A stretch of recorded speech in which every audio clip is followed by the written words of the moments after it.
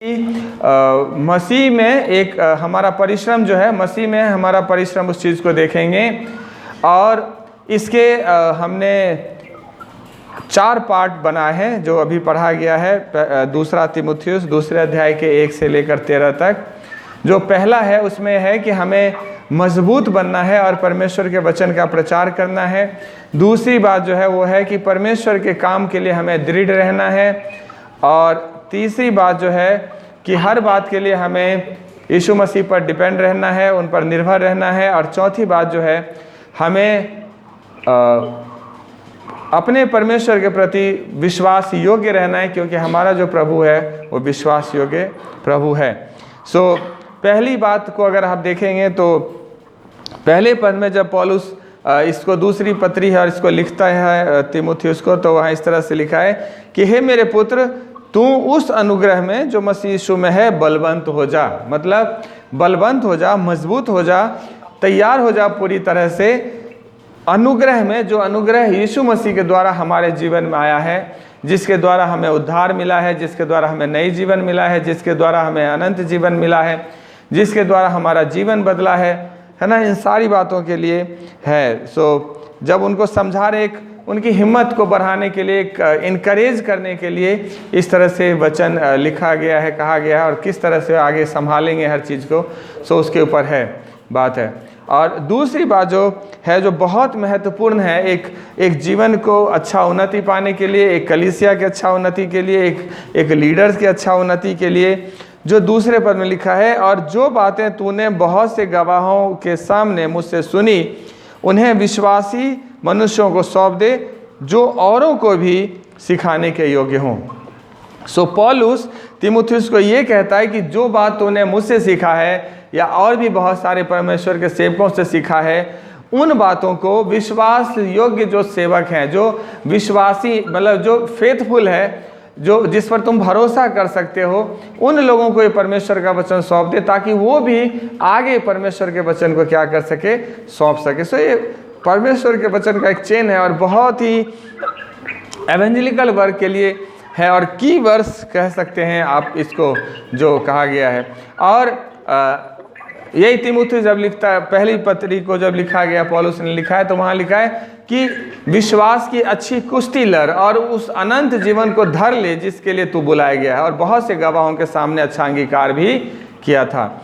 ये विश्वास की हमारी कुश्ती है, उसको हमें लड़ना है। और हमने पिछली बार आपको बताया था, पहले पत्री को देखेंगे तीमुथियुस की, तो पूरा सर्वन हमने YouTube पर दे रखा है, वहाँ आप देख सकते हैं कि हम विश्वास की अच्छी कुश्ती कैसे लड़ सकते हैं, और उस अनंत जीवन को जिसके लिए यीशु मसीह ने क्रूस पर जान दिया, उसको हमें कैसे थाम कर रखना है, उसको हमें थाम कर रखना है, और अंगीकार भी करना है, लोगों के सामने यीशु मसीह का अंगीकार भी करना। और इसी तरह से हम न केवल विश्वास में हमें मजबूत होना है, उस बलवंत होना है, बल्कि दूसरे तक भी हमें परमेश्वर के वचन को लेकर जाना है, पहुंचाना है। ये था पहले और दूसरे खंड में। और आगे जो 3 से लेकर 6 तक है, अगर वहाँ देखेंगे तो वहाँ है कि परमेश्वर के काम के लिए हमें दृढ़ रहना है।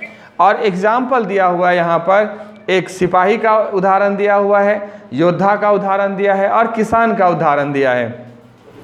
जब मैं इस वचन पर मनन कर रहा था, तो मैं आपको बताऊं, ये तीनों ही जो उदाहरण है बहुत सॉलिड उदाहरण है, और तीनों ही अपने में एक स्पेशल मीनिंग रखता है। अगर आप एक अच्छे सिपाही की बात को देखें तो वो हमेशा अलर्ट रहता है और एक्टिव रहता है। एक अच्छा सिपाही हमेशा अलर्ट रहता है, सावधान रहता है, और हमेशा चुस्त दुरुस्त रहेगा, तंदुरुस्त। अगर बीमार भी रहेगा तो भी वो एक्टिव रहता है बॉर्डर पर। उसके माइंड में सेट रहता है कि मेरे जीते जी कोई भी हमारे देश के बॉर्डर को क्रॉस नहीं कर सकता, या हमारे देश को नुकसान नहीं पहुंचा सकता, या जो भी जिम्मेवारी उसको दिया गया है उस जिम्मेवारी के प्रति वो लड़ने मरने को तैयार रहता है, लेकिन अपनी जिम्मेवारी को, अपनी ड्यूटी को बड़े ही बखूबी ईमानदारी के साथ लास्ट तक निभाता है। एक अच्छा आप सीख सकते हैं एक सिपाही के जीवन से कि कैसा एक सिपाही को जो जिम्मेवारी दिया गया, उस जिम्मेवारी के प्रति कितना वो विश्वास योग्य रहता है, कितना अपने अंतिम सांस तक लड़ता है, और हमेशा अपने ड्यूटी आवर में हमेशा वो एक्टिव रहता है, और कभी वो ढीला नहीं पड़ता। सो उसी तरह जब परमेश्वर के वचन का जब हम प्रचार करना है या परमेश्वर के बारे में लोगों को बताना है, तो हमें हमेशा एक्टिव रहना है, अपने विश्वास में हमेशा एक्टिव रहना है, कभी ढीला नहीं पड़ना है, और पूरी रीति से हमें इसको ठान कर रखना है कि हमें यीशु मसीह के द्वारा ही हमारा उद्धार है ना, ये चीज़ है। और यही तीमुथियुस की पत्री को जब पढ़ेंगे तो 4 अध्याय में जाएंगे तो वहाँ 5वें पद में लिखा है, पर तू सब बातों में सावधान रह, दुख उठा और सुसमाचार का काम कर और अपनी सेवा को पूरा कर। सब बातों में हमें सावधान रहना है और दुख उठाना है। मसीह में दुख उठाना एक भाग्य की बात है। मैं आपको बताऊं, एक बहुत ही अच्छा परमेश्वर के द्वारा दिया हुआ वरदान है, एक मौका है, जो मसीह के कारण आप दुख उठाते हैं और उसके दुख में शामिल होते हैं, ताकि उसके आनंद में भी हम सब शामिल हो सकें। सो अगर मसीह के कारण, उसके राज्य के कारण अगर हम दुख उठाते हैं, तो हमारे लिए बहुत ही आनंद की बात है, बहुत ही हमारे लिए गर्व की बात है और आशीष की बात है। दूसरा उदाहरण जो लिया गया है, एक योद्धा का उदाहरण लिया गया है। सो हम जानते हैं कि एक योद्धा, यहाँ एथलीट कह सकते हैं, या जब एक योद्धा जब लड़ता है तो एक मुकुट, ऐसे मुकुट को पाने के लिए, एक ऐसे इनाम को पाने के लिए जो कुछ समय का होता है, कुछ साल का होता है, या फिर मुरझा जाने वाला होता है, लेकिन उसको पाने के लिए वो पूरा संयम करता है, अपनी पूरा मेहनत करता है। जो कोई भी लड़ाई लड़ता है योद्धा, वो चाहे 1 घंटे का हो या 1 दिन का हो, वो सिर्फ उतने ही नहीं होता, वो सालों भर वो पीछे प्रैक्टिस करता है, सालों भर मेहनत करता है, सालों भर अपनी खान पान का ध्यान रखता है, सालों भर हर चीज़ से संयम करके रखता है, तब जा कर के उस युद्ध को लड़ता है और जीतता है। उसी तरह हम विश्वासी का जो जीवन है, उसी तरह एक योद्धा के समान जीवन है। उस लड़ाई में जब हम हैं, जब तक हम मसीह आ नहीं जाते हमें ले जाने के लिए, या हम मसीह के पास नहीं पहुंच जाते, तब तक हमें युद्ध लड़ना है। और एक युद्ध लड़ना होता है हमें दुष्ट से, ताकि वो अपनी किसी भी युक्ति में हमारे जीवन में सफल ना हो, और दूसरा युद्ध लड़ना होता है हमें खुद से, जो हमारी शारीरिक अभिलाषा है, सांसारिक अभिलाषा है, उस पर भी हमें विजय प्राप्त करना होता है। और जब पढ़ेंगे 1 कुरिन्थियों में भी पौलुस लिखते हैं 9वें अध्याय में, तो यही कहते हैं कि हर एक पहलवान सब प्रकार का संयम करता है। वे तो एक मुरझाने वाले मुकुट को पाने के लिए सब करते हैं, परंतु हम तो उस मुकुट के लिए करते हैं जो मुरझाने का नहीं। इसलिए मैं तो इसी रीति से दौड़ता हूँ, परंतु बेठिकाने नहीं। मैं भी इसी रीति से मुक्कों से लड़ता हूँ, और उसकी नाई नहीं जो हवा पीटता हुआ लड़ता है, परंतु मैं अपनी देह को मारता, कूटता और वश में लाता हूँ। ऐसा न हो कि औरों को प्रचार करते हुए मैं आप किसी रीति से निकम्मा ठहरूं। सो जब मसीह के पीछे हम चल रहे हैं, तो हमारा जो ये लड़ाई है, उस लड़ाई में हमें खुद को संयम रखना है, खुद को जागरूक रखना है, हमें अलर्ट रहना है, परमेश्वर के वचन के अनुसार हमारा जीवन रहना है, हमें संयम के साथ जीवन व्यतीत करना है, ताकि हम इस युद्ध को जीत सकें। और एक योद्धा जो युद्ध लड़ता है, एक ऐसे मुकुट को पाने के लिए जो मुरझा जाएगा, लेकिन हम जो लड़ाई लड़ते हैं वो एक ऐसे मुकुट को पाने के लिए जो कभी भी नहीं मुरझाता, हमेशा हमेशा तक होता है। सो हमें भी एक योद्धा के समान लड़ना है ना। जो संसार के लोग लड़ते हैं ना, लठमार लड़ाई, वो लड़ाई नहीं लड़ना है हमें जो लड़ाई लड़ना है, परमेश्वर के वचन से लड़ना है। हमें दुष्ट को अपने वश में करना है, हमें अपने शारीरिक इच्छाओं को, अभिलाषाओं को वश में करना है, और परमेश्वर की इच्छा को, परमेश्वर के जो स्वभाव है उसको अपने अंदर लाना है, और उसके राज्य के लिए हमें मेहनत करना है। तीसरा जो एग्जाम्पल दिया गया है 6 पद में, वो दिया गया है एक किसान का एग्जाम्पल, उदाहरण दिया गया है। सो किसान के जीवन से अगर आप सीखेंगे तो किसान बहुत मेहनती होता है। एक हार्ड से हार्ड या कठोर से कठोर भूमि को तोड़ता है, जमीन को तोड़ता है, फिर उसको सींचता है ना।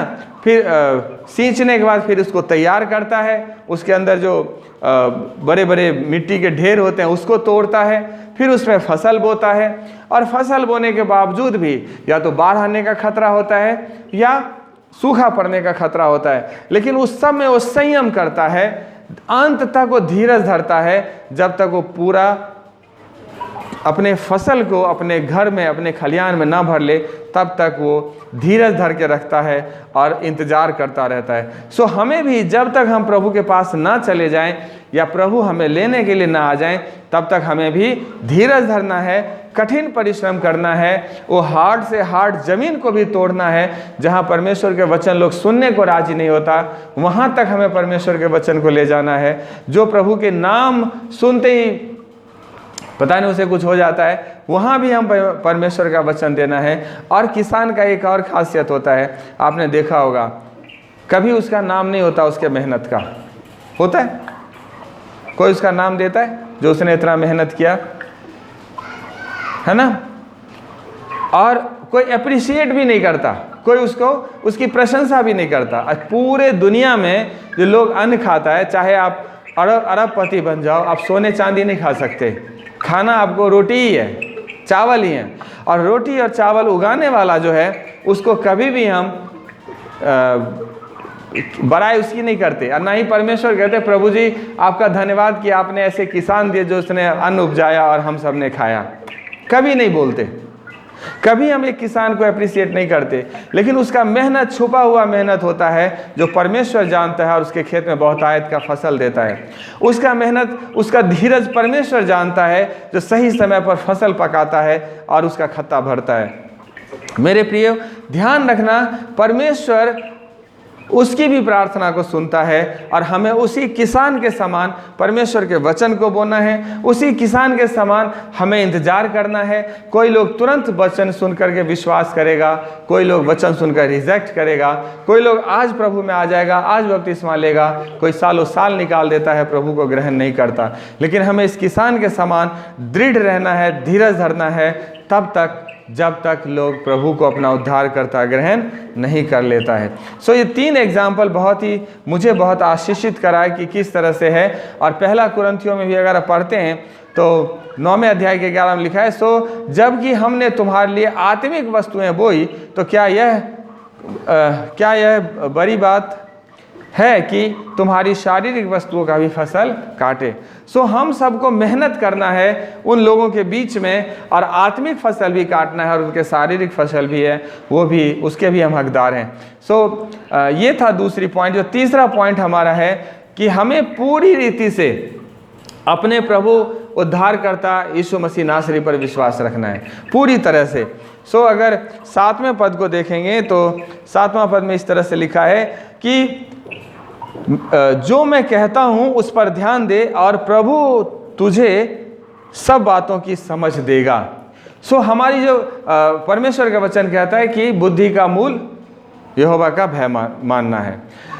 हमारा परमेश्वर है जो हमें बुद्धि देता है, ज्ञान देता है, समझ देता है। सो हमें समझ के लिए भी किस पर डिपेंड रहना है? प्रभु यीशु मसीह पर, परमेश्वर पर डिपेंड रहना है। हम परमेश्वर से प्रार्थना करें कि प्रभु आप हमें समझ दीजिए कि हम इन कामों को कैसे करें। हमारे जीवन में कई बार ऐसी समस्याएं आती है जो हमें लगता है कि हमसे हो नहीं पाएगा, संभव नहीं है, चाहे सांसारिक काम हो, चाहे आत्मिक काम हो। लेकिन मैंने अपने जीवन में देखा है कि जब मैं उन समस्याओं को जो मेरी समझ से बाहर है प्रभु यीशु मसीह के सामने रखता हूं, तो प्रभु यीशु मसीह उसका सही सॉल्यूशन निकाल के हमें देते हैं और हमारे लिए काम आसान हो जाता है। सो छोटी से छोटी और बड़ी सी बुरी प्रॉब्लम जो हमारे समझ से बिल्कुल बाहर है, हम सब के लिए ज़रूरी है कि वो समस्या हम यीशु मसीह के सामने रखें। समझ हम अपने प्रभु से मांगें, ताकत अपने प्रभु से मांगें, और हमें पूरी रीति से प्रभु पर डिपेंड रहना है, ताकि प्रभु हमारी हर ज़रूरतों को क्या करता है? पूरा करता है। सो हमें समझ के लिए भी प्रभु पर निर्भर रहना है। दूसरी बात, हमें पुनरुत्थान प्राप्त करने के लिए भी प्रभु पर ही निर्भर होना पड़ेगा। कोई इंसान, जैसे आज बहुत सारे लोग प्रभु में जो नहीं है, उसका मेन कारण क्या है कि वो अपने आप को ये सोचते हैं कि मैं धर्मी हूं और मैं अपने बलबूते पर स्वर्ग चला जाऊंगा। और यीशु मसीह ने भी कहा है कि वैद्य जो है वो भले चंगे के लिए नहीं आया, वैद्य किसके लिए आता है? बीमारों के लिए आता है। सो यीशु मसीह उन लोगों के लिए नहीं आया जो खुद को धर्मी कहता है, यीशु मसीह उसके लिए आया जो खुद को पापी कहता है। सो जब तक एक मनुष्य अपने आप को ये ना कहे कि मैं पापी हूं, तब तक वो यीशु को अपने जीवन में आने के लिए रास्ता नहीं खोल पाता। सो कोई इंसान अगर चाहता है कि यीशु उसके जीवन में आए तो उसके लिए ज़रूरी ये है कि पहले वो ये कहे कि मैं पापी हूँ और मुझे यीशु मसीह की ज़रूरत है। सो जैसे यीशु मसीह मारे गए, गाड़े गए और तीसरे दिन मुर्दों में से जी उठे, परमेश्वर का वचन कहता है कि जो उसके मृत्यु में शामिल होगा वो निश्चित रूप से पुनरुत्थान में भी शामिल होगा। सो हमें उस पुनरुत्थान के लिए किस पर निर्भर करना होगा? यीशु मसीह पर निर्भर होना पड़ेगा। यीशु मसीह स्वर्ग से आए, परमेश्वर का पुत्र हैं, मनुष्य बन करके आए, पूरे का पूरे मानव रूप में यहाँ आए और क्रूस पर हमारे लिए मारे गए, फिर गाड़े गए और फिर तीसरे दिन मुर्दों में से जी उठा और आज भी वो जीवित है। और हमें इस बात पर विश्वास करना है कि यीशु मसीह हमारे खातिर, आपके खातिर मुर्दों में से जी उठा। सो जिस तरह से वो मुर्दे उसमें हम शामिल हैं उसके मृत्यु में, तभी हम उसके जीवन में भी, पुनरुत्थान में भी शामिल हो पाएंगे। और इसके लिए हमें प्रभु पर निर्भर रहना है। तीसरी बात जो है, हमें निर्भर रहना है उस दुख के लिए जो हमें जीवन में झेलना होता है। कभी भी आप ये मत सोचना कि हम मसीह में आ गए तो हमारे जीवन में दुख तकलीफ नहीं आएगा। आएगा, निश्चित रूप से आएगा। लेकिन अगर आप पूरी रीति से यीशु मसीह पर निर्भर हैं तो वो दुख तकलीफ आपके जीवन में टिक नहीं सकता, चला जाएगा। और अगर टिकता भी है तो सिर्फ इसलिए कि आप मसीह में, विश्वास में और भी 2 कदम आगे बढ़ जाओ। यीशु ने कहा कि तेरे एक एक बाल भी गिने हुए हैं। सो जैसे मसीह में आने से पहले दुख तकलीफ आता था, वो वाली दुख तकलीफ नहीं आना। मसीह में आने से पहले जो दुख तकलीफ आता था वो आपको मृत्यु की तरफ ले जाता था, नाश की तरफ ले जाता था। लेकिन मसीह में आने के बाद जो दुख तकलीफ, सताव, परेशानी आता वो इसलिए कि आप मसीह के नज़दीकी में बढ़ो, उसके विश्वास में आप बढ़ो और उसमें बलवंत होते हुए चले जाओ, है ना। और उसमें हमें ज़रूरत है यीशु मसीह की, उसकी सामर्थ्य की, उसके ऊपर हमें निर्भर होना पड़ेगा। हमें हर छोटे से छोटे और बड़े से बड़े दुख के लिए, तकलीफ के लिए, समस्या के लिए, कठिन घड़ी के लिए हमें यीशु मसीह पर निर्भर रहना है। चौथी और लास्ट बात जो है इसके अंदर डिपेंडेंसी के ऊपर, वो है कि हमें अपने अनंत जीवन के लिए भी यीशु मसीह पर ही निर्भर होना पड़ेगा। कहीं हम ये ना सोच लें कि हमने इतने आत्माओं को बचा लिया तो हम तो स्वर्ग ही जाएंगे। हम ये ना सोच लें कि हम तो 2-2 घंटे प्रार्थना करते हैं, बाइबल पढ़ते हैं, उपवास करते हैं, दशवांश देते हैं, सब कुछ करते हैं तो हम स्वर्ग ही जाएंगे। नहीं, हमारा कोई भी काम किसी भी रीति से अनंत जीवन में प्रवेश नहीं करा सकता है। हमें सिर्फ और सिर्फ यीशु मसीह नासरी पर जो मुर्दों में से जी उठा और अनंत जीवन हमें दिया है, उसी यीशु मसीह नासरी पर हमें हमेशा हमेशा के लिए निर्भर होना है, उस पर डिपेंड रहना है, ताकि जब वो आए तो हमें अपने साथ लेकर जाए। और जिस तरह वो मुर्दों में से जी उठा, हमें भी मुर्दों में से जिंदा करेगा और हमेशा हमेशा तक हम उसके साथ रहेंगे, हमेशा हमेशा तक उसके साथ रहेंगे। सो ये हमें यीशु मसीह पर निर्भर रहना है 4 बातों के लिए। पहला, समझ के लिए। दूसरी बात, पुनरुत्थान के लिए। तीसरी बात, दुख तकलीफ कठिन घड़ी के लिए हमें उस पर निर्भर रहना है। चौथी बात, अनंत जीवन को प्राप्त करने के लिए भी हमें उस पर निर्भर रहना है। चौथा और लास्ट पॉइंट जो है वो है कि हमें अपने प्रभु यीशु मसीह के प्रति अंतिम सांस तक विश्वास योग्य रहना है, क्योंकि हमारा प्रभु पहले से ही विश्वास योग्य है। सो हमें भी अपने प्रभु के प्रति विश्वास योग्य रहना है। अब मनुष्य को धोखा दे सकता है, लेकिन मनुष्य परमेश्वर को धोखा नहीं दे सकता है। आपको पता है, मनुष्य को धोखा देना बहुत आसान होता है, क्योंकि हमारे मन में कुछ और चल रहा होता है, हमारे दिल में कुछ और चल रहा होता है और जुबान पर कुछ और आ रहा होता है। और इसलिए मनुष्य को हम धोखा दे सकते हैं, क्योंकि मनुष्य नहीं जानता हमारे मन में क्या चल रहा है, हमारे हृदय में क्या चल रहा है।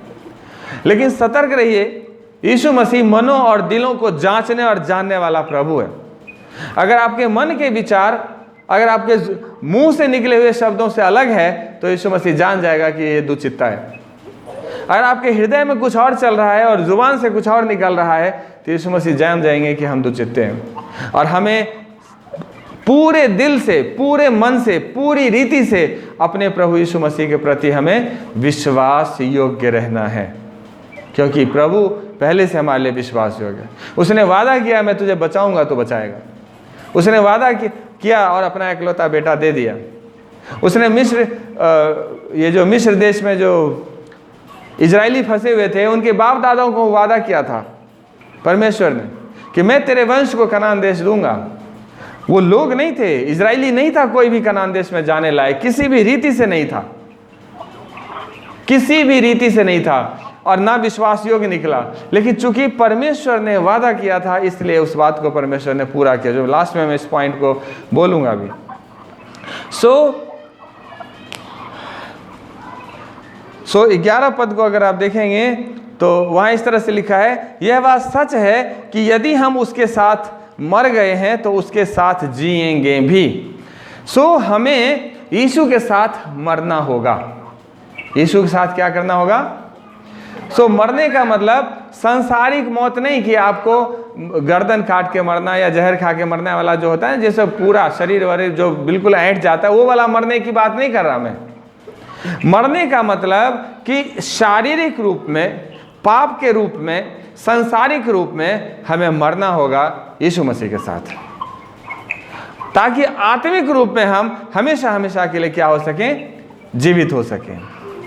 पौलुस जब अपनी पत्री को लिखते हैं तो वो कहते हैं कि मैं तो क्रूस पर यीशु के साथ मारा जा चुका हूं और यीशु के साथ गाड़ा जा चुका हूं। सो जब पौलुस कहता है कि मैं यीशु के साथ गाड़ा गया हूं, तो हम विश्वासी को भी चाहिए हम भी कहें कि हम भी यीशु के साथ गाड़े गए, हम भी यीशु के साथ मारे गए, ताकि जैसे यीशु मसीह मुर्दों में से जी उठा, उसी तरह से हमें भी मुर्दों में से जीवित किया जाएगा, जीवित किया जाएगा, है ना। और पहला थिस्सलुनीकियों को जब पत्र लिखा गया है, थिस्सलुनीकियों को जब पहली पत्र लिखा गया तो वहाँ 5 के 10 में है कि वह हमारे लिए इस कारण मरा कि हम चाहे जागते रहे चाहे सोए, सब मिलकर उसी के साथ जिएं। कहने का मतलब यीशु मसीह इसलिए मरा ताकि हम चाहे यीशु मसीह के आने से पहले मर जाएं या जिंदा रहें, लेकिन हम उसके साथ क्या हो जाएंगे? फिर से जी उठेंगे। और थिस्सलुनीकियों में लिखा है ना कि जो मर गए हैं वो पहले जीवित हो जाएंगे और जो जीवित हैं वो सब बदल जाएंगे। हम भजन भी गाते हैं, पहले जो मसीह में मुर्दे जी उठेंगे, बाकी जो जिंदा है वो बदल जाएंगे। सो ये सब यीशु मसीह के द्वारा होगा, क्योंकि वो मुर्दों में से जी उठा तो हमें भी मुर्दों में से वो जी उठाएगा, है ना। और वो जो 12 पद है, 12 पद थोड़ा सा आपको सतर्क करने के लिए है कि यदि हम धीरज से सहते रहेंगे तो उसके साथ राज्य भी करेंगे, यदि हम उसका इनकार करेंगे तो वो भी हमारा इनकार करेगा। क्या लिखा है? यदि हम धीरज से सहते रहें। मेरे प्रिय, आज ध्यान से सुन लीजिए, अगर हम मसीह के कारण दुख नहीं उठा रहे, अगर मसीह के कारण हमारी बदनामी नहीं हो रही है, अगर मसीह के कारण लोग हमें गलत नजरिया से नहीं देख रहा है, तो इसका मतलब मसीह में हमारा हिस्सा नहीं है। बहुत तरह के लोग बात करते हैं मसीह के कारण, है ना। सो उस सारी बातों को हमें सहना है। सो चूंकि जब मसीह के कारण हम उस दुख को उठाते हैं, सहते हैं, तो हम उसके साथ राज्य भी करेंगे। लेकिन अगर हम मनुष्यों के सामने उसका इनकार कर देते हैं तो हमारा भी निश्चित रूप से इनकार किया जाएगा। कई बार हमने सुना है, कई बार लोग चर्च जाते हैं, जब अपने मोहल्ले से निकलते हैं तो बैग में बाइबल तो ले ही लेते हैं और गीत का किताब भी ले लेते हैं, लेकिन उसे ऐसे छुपा कर ले जाते हैं जैसे कहीं और जा रहा हो। किसी ने पूछ लिया कहाँ जा रहे हैं, तो कह रहे हैं मैं मार्केट जा रही हूँ, मार्केट से आ रही हूँ, या फलाने कोई और बहाना। ये नहीं कहते कि मैं चर्च जा रही हूँ, ये नहीं कहते मैं प्रभु की संगति करने जा रहा हूँ, मैं कहीं और जा रही हूँ। ये बहुत ही खतरनाक सिचुएशन है और उत्तर भी बड़ा खतरनाक है, क्योंकि अगर आप मनुष्यों के सामने यीशु मसीह का इनकार कर देंगे तो यीशु मसीह भी जब अपने पिता के साथ स्वर्गदूतों के साथ आएगा पृथ्वी पर न्याय करने, तो वो भी क्या करेगा? इनकार कर देगा। लेकिन अगर आप यीशु मसीह के आने दिन तक आप धीरज धरते रहेंगे, आप दुख को सहते रहेंगे, दूसरे के ताना को आप सहते रहेंगे, झूठे आरोप को आप बर्दाश्त करते रहेंगे, लोग तरह तरह की बात करते रहेंगे और आप उसको चुपचाप हंस करके टालते रहेंगे, तो निश्चित रूप से यीशु मसीह के साथ उस दिन आप राज्य करेंगे, उसके साथ राज्य करेंगे। और और वचन में लिखा है कि पर जैसे जैसे मसीह के दुख में सहभागी होते हो आनंद करो। पहला पतरस 4:13 में लिखा है कि जैसे जैसे मसीह के दुख में सहभागी होते हो आनंद करो, जिससे उसकी महिमा के प्रकट होने के समय तुम भी आनंदित और मगन हो। सो अगर मसीह के दुख में हम शामिल होते हैं तो उसके साथ क्या करेंगे? आनंदित होंगे और मगन होंगे, आनंदित और मगन होंगे। फिर रोमियो की पत्री में भी पौलुस लिखते हैं कि यदि संतान है तो वारिस भी है। अगर हम परमेश्वर के संतान हैं तो क्या है? वारिस भी हैं। संतान और वारिस में फर्क समझते हैं? एक माँ बाप के मान लीजिए अगर 4 बच्चे हैं तो चारों संतान हो सकता है, लेकिन जरूरी नहीं है कि चारों वारिस होगा। वारिस कौन होता है? बड़ा वाला। हिस्सा चारों का है, हिस्सा चारों का है, लेकिन पिता का जो राज्य है वो किसके हाथ में जाता है? बड़े वाले के हाथ में, है ना। सो लिखा है कि अगर हम परमेश्वर के संतान हैं तो हम परमेश्वर के क्या हैं? राज्य के वारिस भी हैं। और अगर वारिस हैं तो मसीह के परमेश्वर के वारिस और मसीह के संगी वारिस हैं, क्योंकि परमेश्वर का राज्य किसके हाथ में? यीशु मसीह के हाथ में। परमेश्वर ने सारा राज्य किसके हाथ में दे दिया? यीशु मसीह के हाथ में। और हम लोग कौन है? यीशु मसीह में हैं, यीशु मसीह के भाई बहन हैं। हम यीशु में हैं और यीशु हम में है। सो जो राज्य परमेश्वर ने यीशु को दिया वो सारे राज्य हम सब यीशु के साथ मिलकर करेंगे।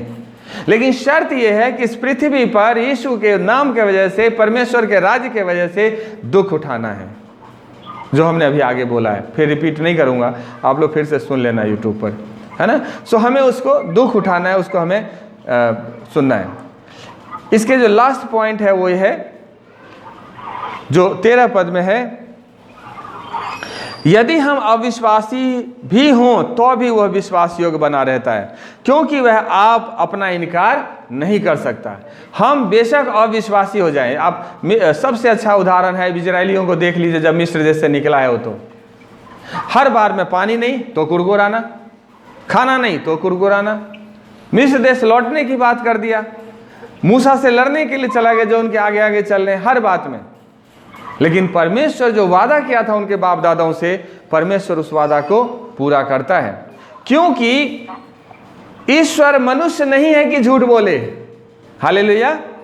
ईश्वर मनुष्य नहीं है कि झूठ बोले और ना आदमी है कि अपनी इच्छा को बदले। क्या जो कुछ उसने कहा उसे ना करे? क्या वह वचन देकर उसको पूरा न करेगा?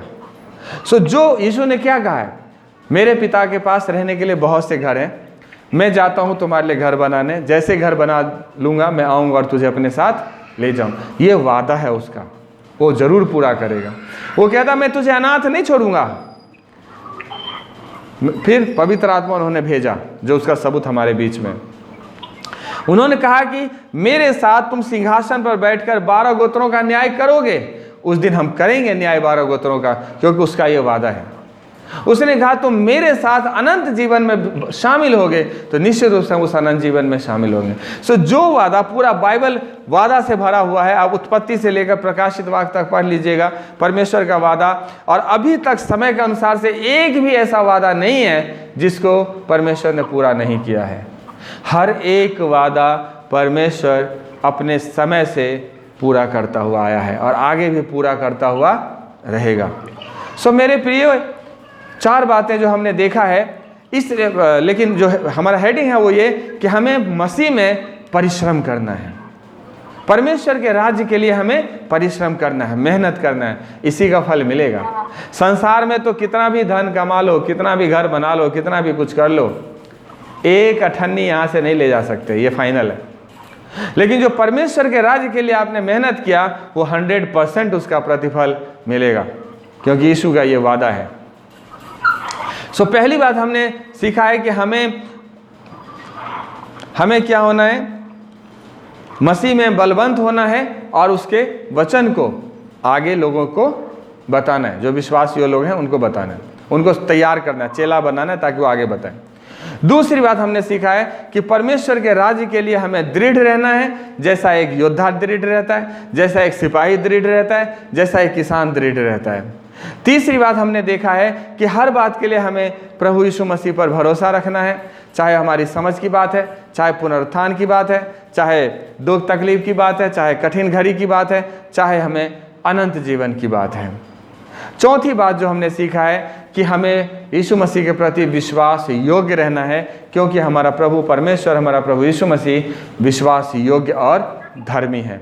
और इस तरह से जब हम प्रभु के साथ चलते हैं तो प्रभु हमारे जीवन को आशीषित करता है।